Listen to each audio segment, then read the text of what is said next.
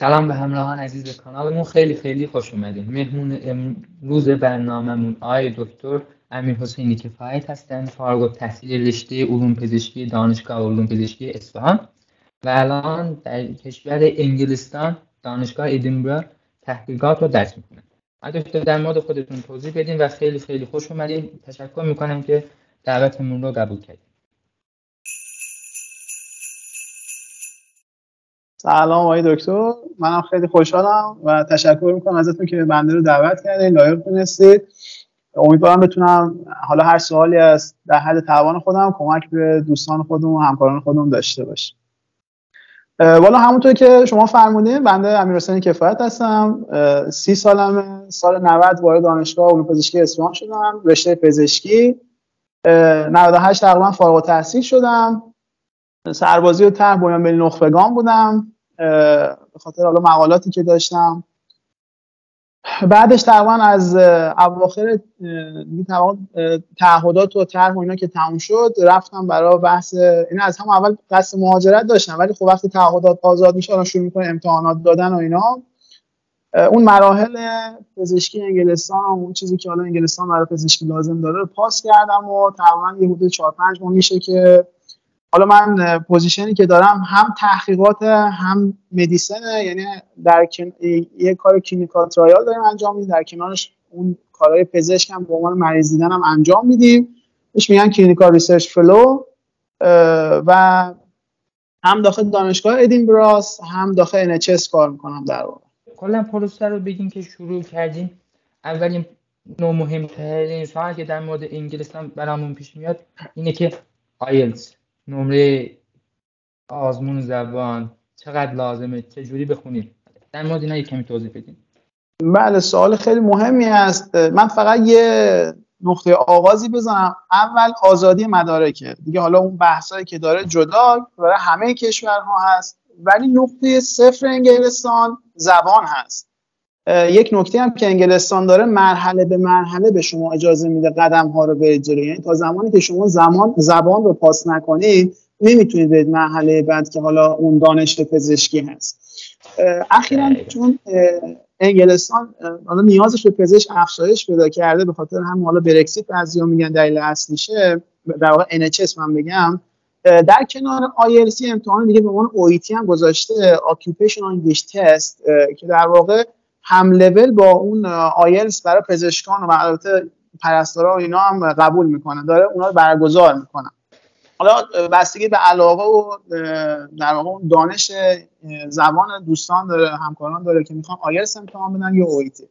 یه نکته که هست برای OET نمره B یا 350 مد نظر به عنوان لول گذاشتن و شما باید داخل تمام، در واقع اینجوری داخل هر 4 تا اسکیل داخل یک امتحانی که میدید نمره B رو بیارید و در مجموع هم B بیارید.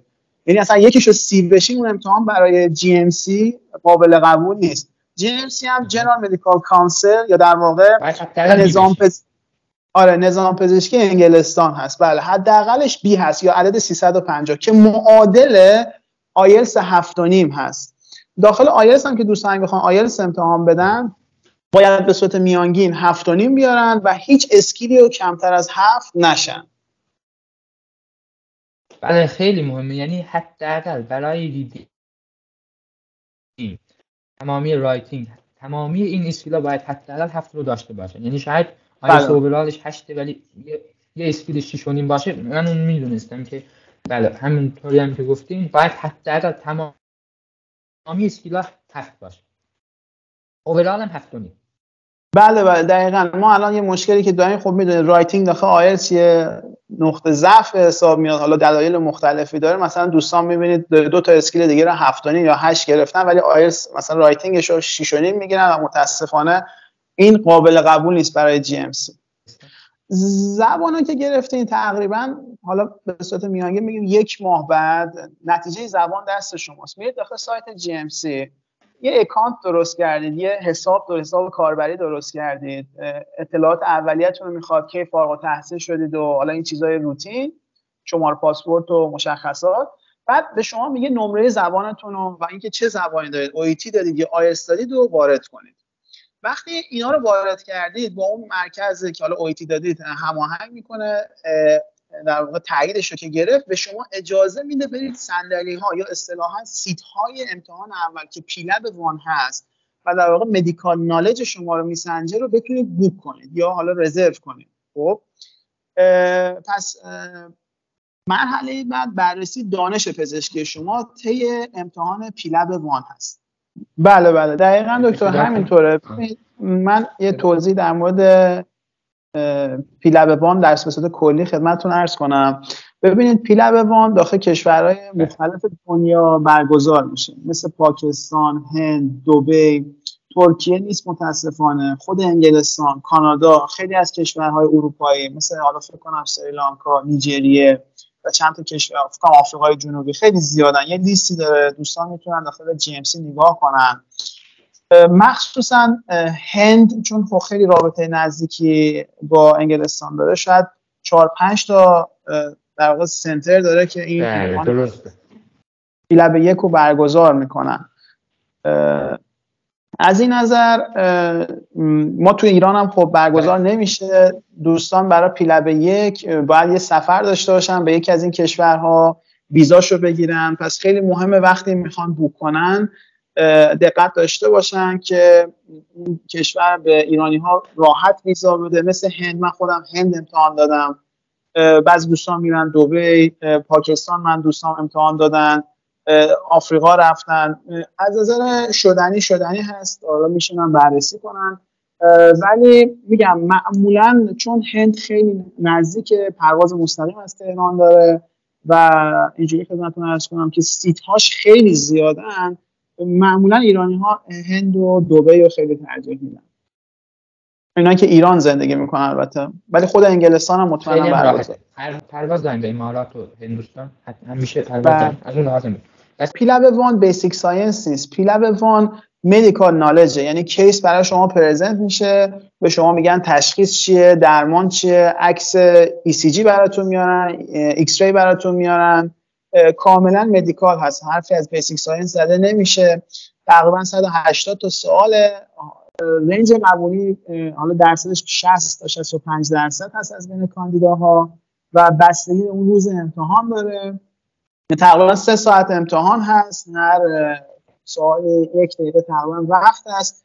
امتحان خیلی امتحان سختی نیست ولی نیاز به خوندن و مطالعه داره.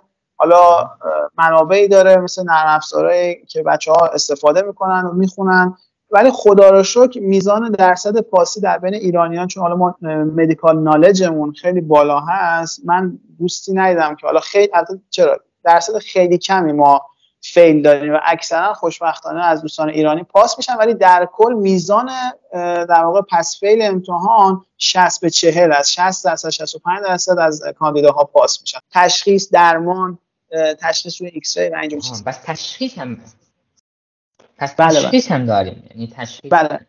پس هم تشخیص هم درمان.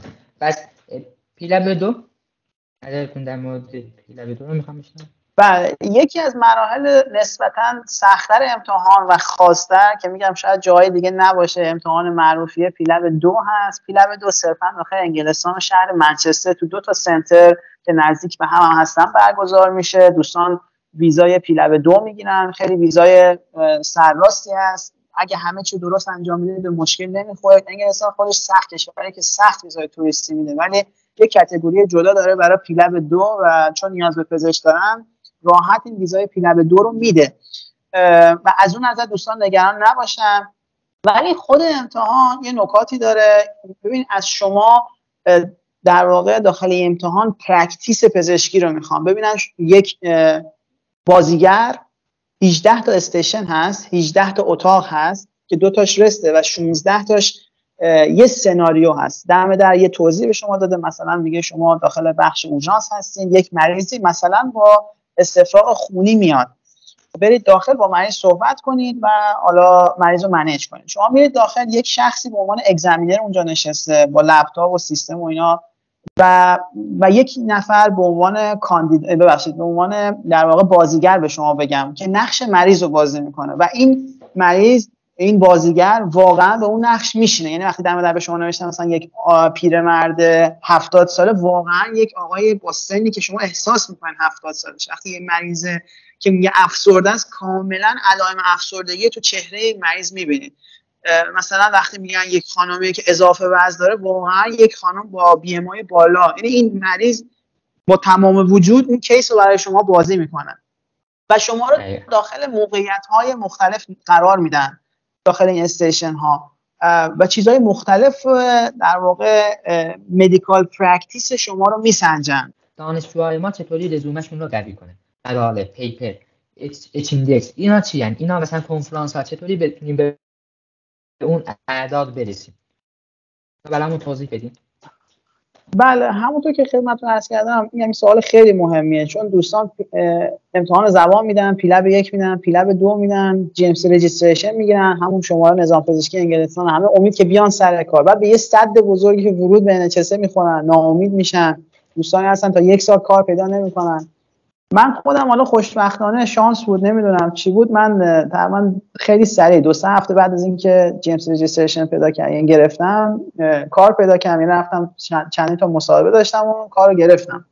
ببینید یه NHS کار پیدا کردن اینجوریه، یه سایت داره، یا میگم 1-2 تا سایت داره، اپلیکیشن ها اونجا باز میشن. یعنی مثلا فرض کنید بیمارستان X یک جراح میخواد، یک پزشک عمومی میخواد، یه اینترن، یه FY1 میخواد، FY2 میخواد، میاد این اپلیکیشن رو مینویسه و یه سری توضیح میده که مثلا چه ویژگی‌های از این آدم، چه CV براش لازمه. خب خیلی مباحث زیادی هست، یعنی شاید یک جلسه جدا میخواد تو این اپلیکیشن فرم که من به عنوان کاندیدا، به عنوان کسی که دارم اپلیکیشن رو پر میکنم، باید از خودم به نمایش بذارم. یکیش که در واقع داخل تمام اپلیکیشن اون جی ام سی رجیستریشن، یعنی شما باید تمام این مراحل پاس کنید، اون نظام پزشکی انگلستان رو بگیرید، در این که شکی نیست.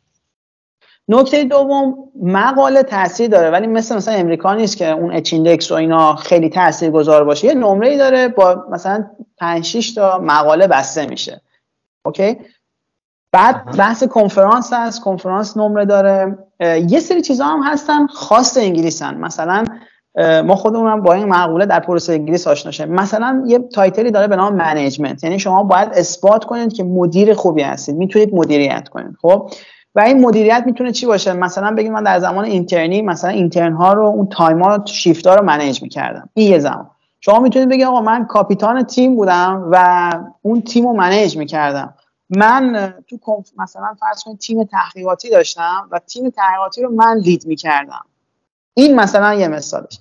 یه چیزای دیگه دارم میگم، شاید این اصطلاحات برای دانشجوهای پزشکی یا پزشک و همکاران عزیز آشنا نباشه.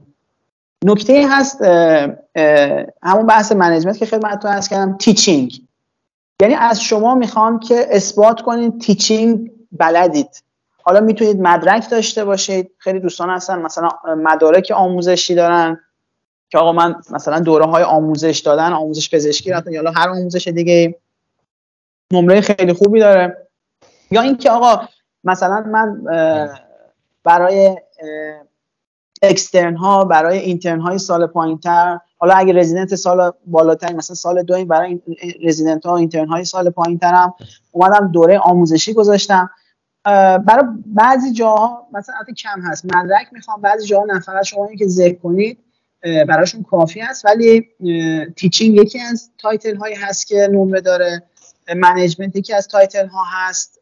خود نمره های پیلب 1 و پیلب 2 مهم نیست، یعنی اون جی ام سی رجیستریشن یک مهر تاییدی بر شما هست، اون نمره هاش مهم نیست. مدرک دیگه، موضوع دیگه که برای سیستم مهمه، یه چیز دارن بهش میگن آدیت و ما نداریم، یکم درکش سخته. یه اصولی ما داخل مثلا موارد بهداشتی و درمانی داریم، خب میایم داخل بیمارستان بررسی میکنیم که چند درصد این اصول، حالا اون اصلی که مد نظر منه، داره رعایت میشه و شما میان یک کار کوالیتی ایمپروومنت انجام میدید که برسید به اون الگوهایی که مد نظر هست. خب مثلا داخل دوران اینترنی تو اون بخشایی هست که پزشک خانواده میریم، مثلا میگیم آقا ما باید جمعیتی که تحت نظرمون هست 80% مثلا دیابتی‌های اون منطقه رو ما بیایم ازشون درخواست بدیم بیان حالا چکاپ انجام بدن و فالوآپ بشن اینا. خب تو منطقه شما این 30%، تو وزارت بهداشت مثلا گفتم باید 80% باشه. شما که میایین از 30% میرسین 80%، یه جور اودیت، یه کوالیتی ایمپروومنت. البته میگم این خیلی خیلی موضوع بزرگیه، خیلی براشون با ارزش، خیلی مهمه و اینجا یه چیز خیلی روتینه برای دانشجوی پزشکی و خود پزشکاشون که هی آدیت انجام بدن که بتونن سیستم رو ایمپروو کنن. و یه نکته جالب دیگه دارن، اصلا یه بخشی دارن، یه دیپارتمانی دارن که این آدیت ها رو منیج میکنه و مثلا شما میرین اونجا میگین من میخوام داخل آدیت در واقع پارتیسیپیشن داشته باشم، کمک کنم و شما میگن مثلا این آدیتا دارن آنگوین هستن، دارن کار میکنن، شما میتونید برید. و این موضوع خیلی برای شما، حالا من از این نظر میگم که خودم تازه می‌خواستم سیستم وارد بشم، میگفتن آدیتوری کامل گیج بودم. میگم دوستانی که شاید باید در موردش مطالعه کنن ببینن چیه و ولی این خیلی نمره بزرگی داره. اگر در مورد حقوق، مزایا، سطح زندگی یک پزشک توی کشور انگلستان بهمون بگین، تجربه خودتون و تجربه والا دوستانی که در مدت طولانی تقریبا زندگی میکنن، حالا خیلی بیشتر راضی هستن، رضایت لازم رو دارن، آرامش لازم رو دارن. ولی این سوال میدونید شخص به شخص فرق میکنه، هر کسی به نسبت حالا اون تفکراتی که داره. میگم یک نفر با یه حقوق پایین امکان داره راضی، و یه نفر با حقوق خیلی بالا راضی نباشه. ولی سیستم انگلستان کلا مثلا NHS جوریه که تقریبا همه رو توی سطح رفاه خوب نگه میداره. پزشکان حقوقاشون، حالا وقتی شما کانسالتنت بشین، یعنی اون مرحله آخر اصطلاح ما داخل ایران اتند بشید، از اگه اشتباه نکنم از 80,000 پوند در سال تا 130,000 پوند در سال هست. و میگم خود دولت داخل خونه خیلی کمک میکنه، وام‌های سنگین میده. خونه مشکلی نیست که بخواید نگرانش باشید. معمولا رفاه، میگم آخه کشور اروپایی خودتون میدونید رفاه خیلی خوبی دارن. یه نکته که در مورد انگلستان هست، شما معمولا یعنی میتونید بعد 2 سال کار کردن تو انگلستان و GMC رجیستریشن به کشور استرالیا هم برید، اونجا داخل سیستم بهداشت اونجا کار کنید. این هم یه نکته هست که میتونید مد نظر داشته باشید. ولی حالا خیلی ها هستن از NHS در حال حاضر دارن خارج میشن به خاطر حقوق، چون حالا استرالیا حقوق بیشتری میده، ولی خیلی هاشون هم برمیگردن. میگم یه چیز کاملا شخصیه، شما باید همه چی رو در نظر بگیرید. من رنج حقوق خدمتتون عرض کردم، ولی معمولا دوستانی که دارن زندگی میکنن از رفاه قابل قبولی مثلا برخوردارن و از زندگیشون راضین. ولی میگم هر کسی این اصولی که این کشور برای من مناسبه از نظر رفاه، مزایا، اینا رو میگم در مورد کشور داریم صحبت میکنیم. شاید یه همسایه راضی باشه از زندگیش، یه همسایه از زندگیش راضی نباشه. میدونید هندی، پاکستانی، سیاه پوست، سفید پوست از کشورهای دیگه، یعنی خیلی از قدیم الایام خیلی از ایرانیا، کشور ترکا، عرب ها رفتن بلد کردن و پذیرفته شده است به عنوان مهاجر پذیر بودن. شاید همه جای نجات پرستی است به نظر من. والا در مورد نجات پرستی یه سوالی هست که همه دوستان میپرسن. اگه تجربه منو میخواین، غیر رفتار مثبت من چیزی ندیدم. خیلی آدمای متمدن، کشور اینترنشنال هست. حالا یه سری شهرها مثل شهرهای بزرگ بیشتر، یه سری شهرها مثل حالا کمتر از نظر میزان مهاجر. ببینید حالا میگم دوستانی که مدت طولانی‌تر دارن اینجا زندگی میکنن، بالاخره برخوردهای نجات پرستانه همه جای دنیا هست. ولی کلا انگلستان واقعا یه مردم متمدنی داره، بچه‌ها خیلی راضی هستن. کلا کشور اینترنشنالی، مخصوصا در واقع NHSش. یعنی شما میبینید خیلی از کانسالتنت ها، خیلی از اتندینگ، خیلی از اساتید بگم پاکستانی هستن، هندی هستن. واقعا میگم نگران بحث نجات پرستی نباشن.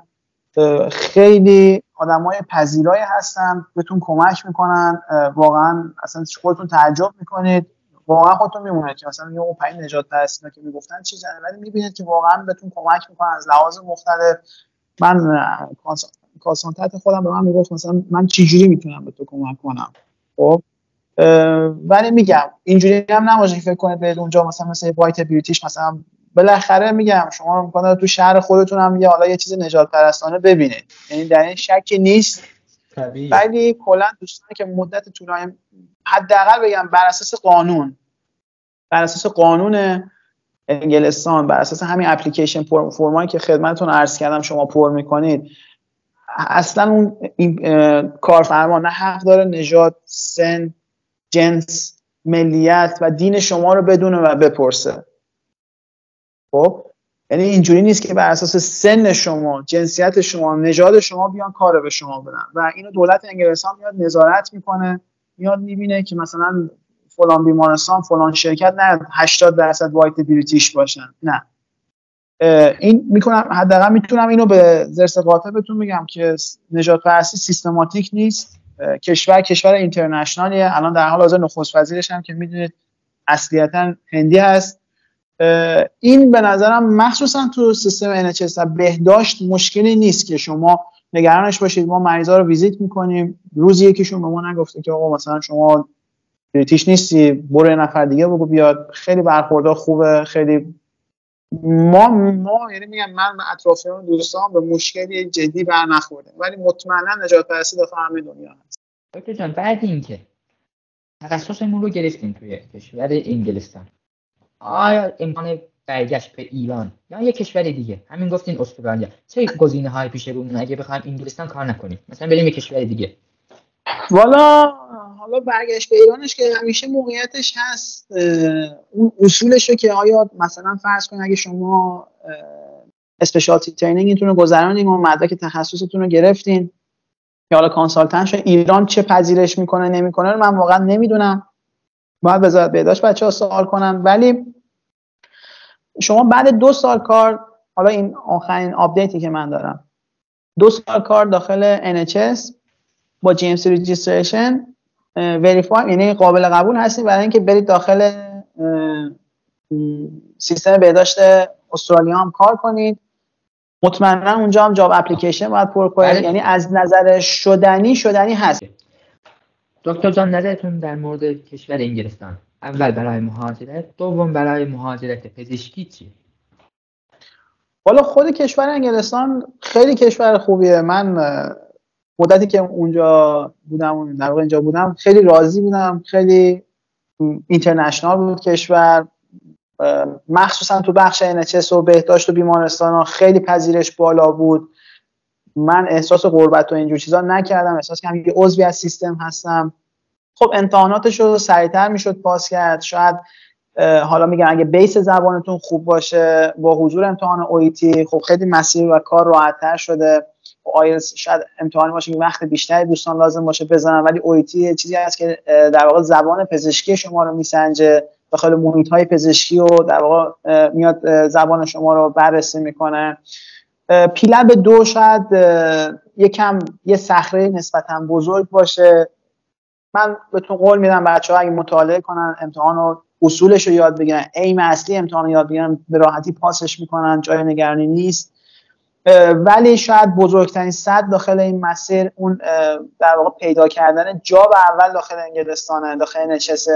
ولی بهتون قول میدم جاب اولی که پیدا کردین، NHS اکسپریانس رفت داخل سی وی تون، دیگه همینجور جاب اپلیکیشنه که برای شما میاد از زمین و آسمون که تو رو خدا بیا اینجا کار کن، تو رو خدا. یکم داخل گرفتن جاب اول قبول کنید سخته به یه نفر خارجی اعتماد کردن، کسی که سیستم رو نمیشناسه، تو سیستم کار نکرده. حتی من بگم با دانشجوهای پزشکی خودشون صحبت میکردم و برای خودم عجیب بود، میگفت برای ما هم جاب اول گرفتن سخته. پس یکم اینجا نگران نباشن بچه‌ها، پشتکار داشته باشن، درست اپلیکیشن فرم رو پر کنن، سعی کنن سی وی رو قوی کنن، مثل رفتن کلینیکال اتچمنت تا حدودی تاثیرگذاره، دوره‌های مثل ALS، دوره‌های احیا و اینا. البته فقط خدمتتون عرض کنم انگلستان فقط دوره‌هایی که داخل خود انگلستان برگزار میشه تحت نظر UK ریساس اونا رو قبول میکنه. آها و حالا داخل کشور خوب داشتنشون، ولی ALSی که UK ریساس در واقع برگزار میکنه بهترین و بالاترین و قابل قبول ترین چیز برای NHS هست. اوکی، اینم از این نظر. به راحتی شما میتونید وارد تخصص بشید داخل انگلستان، استپای تخصص رو برید جلو. فقط من عرض کنم که دوران تخصص تو انگلستان طولانی تر هست، تقریبا یه چیز حدود 8 سال هست. برای دوستان و همکارانی که متخصص هستم خدمتشون عرض کنم، استاد دانشگاه هستن، اصلا تخصص رو تموم کردن، خدمتشون عرض کنم مسیری هست به نام اسپانسرشیپ، حالا میتونن بیشتر مطالعه کنن، از اون مسیر این دوستان وارد بشن، برای متخصصین هست. خیلی الان در حال حاضر NHS نیاز به نیروی کار داره. میگم شاید 10 سال دیگه اینجوری نباشه، شاید بهتر باشه، نمیدونه هیچکس، ولی خیلی پذیرا هست که بیاد نیروی کار بگیره، پزشک بگیره، حالا پرستار بگیره. امتحانات مد نظرتون باشه که در حالا امکان داره 6 ماه، امکان داره سال دیگه. یکم GMC داره داخل این موضوع بالا پایین میکنه. از پیلب وارد حداقل اسمش تغییر کنه UKMLE، با اینکه داخل خود GMC توضیح داده که خیلی تغییری نخواهد کرد. حالا چرا میخوان اسمش رو عوض کنن، چه تغییراتی میخوان بدن، باید یکی دو دفعه برگزار بشه تا ما بیشتر آشنا بشیم. ولی خودشون گفته آنچنان تغییر انقلابی داخل این سیستم صورت نخواهد گرفت.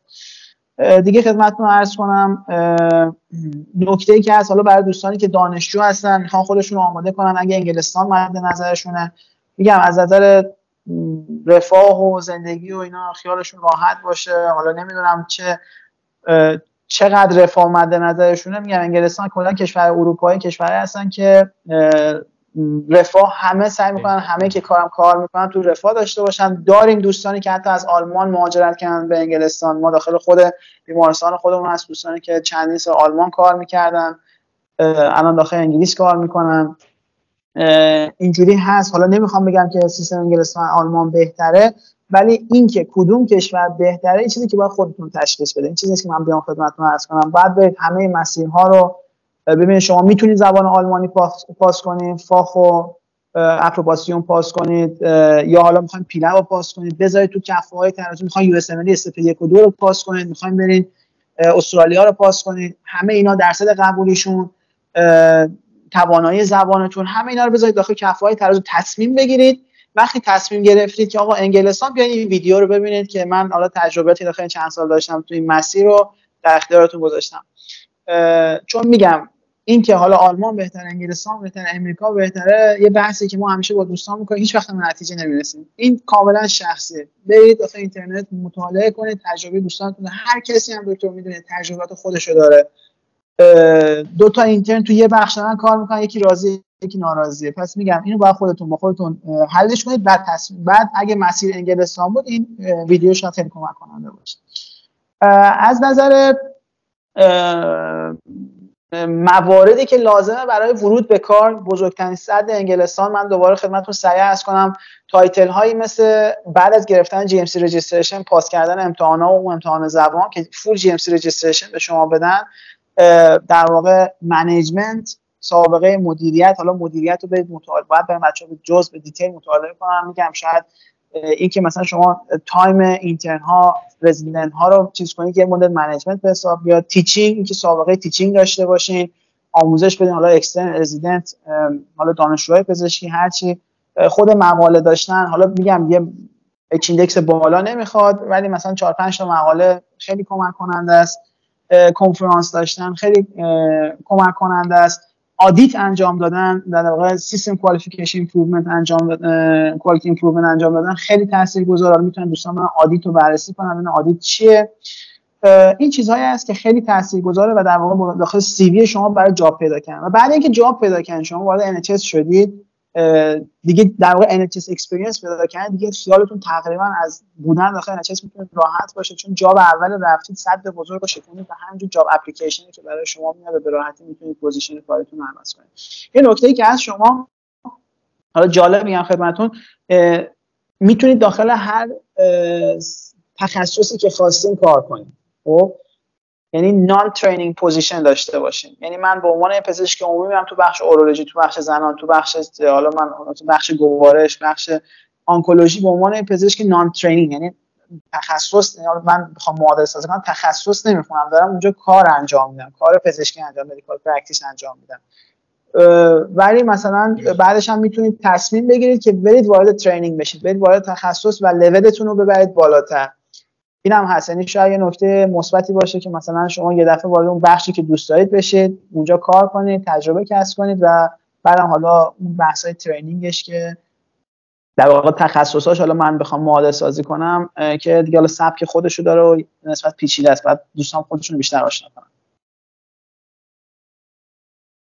خیلی ممنون دکتر، کامل توضیح دادیم. ممنونم که با این رزومه قوی، اولا افتخار برای ما ایرانی‌ها، بعد تو این سن کم رفتین مهاجرت کردین دانشگاه ادینبرا، هممون میدونیم که چه سطحی انگلستان رفتن وان پزشکی دانی، و وقتی گوگل اسکولار میزنیم میبینیم 1400 تا سایتیشن، کما بیش میفهمیم چیه.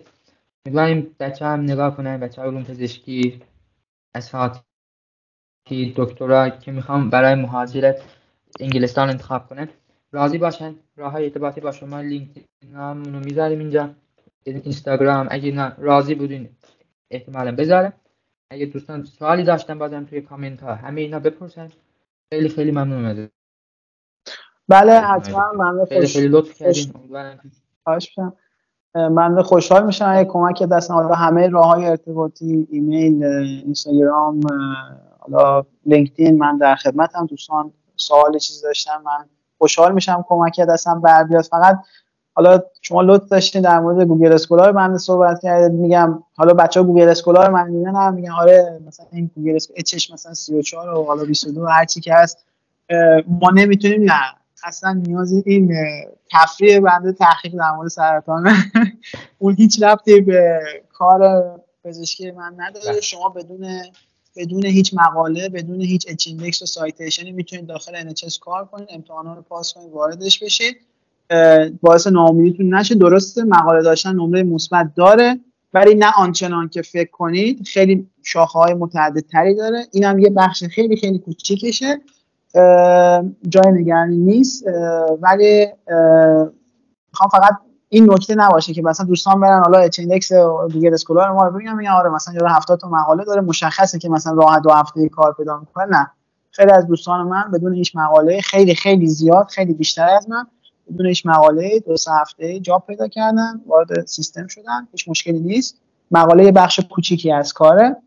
حالا شاید برای پوزیشن من که کلینیکال ریسرچ فلو هست، یعنی هم کار بیمارستان انجام میدم هم یه روزای از هفته رو به کار ریسرچ میگذرونیم، اون یکم داشتن مقاله نمره بالاتری داشته باشه. ولی سایر کارها که خیلی خیلی هم جاب اپلیکیشن ها زیاد هستن، اینجوری نیست که شما همچی سی وی بخواید. یه آدم خیلی معمولی با پاس کردن این پیلاب ها و گرفتن جیمز رجیستریشن میتونه وارد سیستم بشه به راحتی. یکی از لذت بخش‌ترین زمان‌های زندگی تا وقتی با یکی از نخبه‌های سرطان شناسی کشور حرف بزنید. افتخاریم برامون.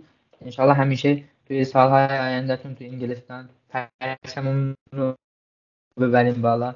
قدرتمند باشین توی انگلیس برای کل جهان. طبیعتاً دارین برای کل جهان کار میکنین. سرطان رو هم ببینیم کار میکنین. انشالله با مقالاتی که داریم میره توی جهان آینده ببینیم به کجا میرسیم. امید به خدا. انشالله. خیلی ممنون. خیلی ممنون از دعوت شما. خیلی انرژی انشالله. خیلی انرژی گرفتم. خیلی مثبت بودین، خیلی متواضع، راحت میشینین میگین مقاله. من تحقیقاتی تفریح همه خیلی خوبه، انرژی میدیم به ما جوونا. خیلی انشالله سلامت باشین و موفق همیشه توی عرصه علم سربلند و سرفراز باشین. امید به خدا. ممنونم. اولا تشکر میکنم از دعوت شما، خیلی لطف کردین، قابل دونستین. حالا امیدوارم مفید بوده باشه. من هرچی بلد بودم و حالا سوالاتی که شما فرمودید من جواب دادم. با سوالی باشه من در خدمتم، خوشحال میشم کمک کنم. انشالله همکاران و هموطنان عزیز انگلستان ببینید. خوشحال شدیم. روزگارتون خوش باشه. همچنین.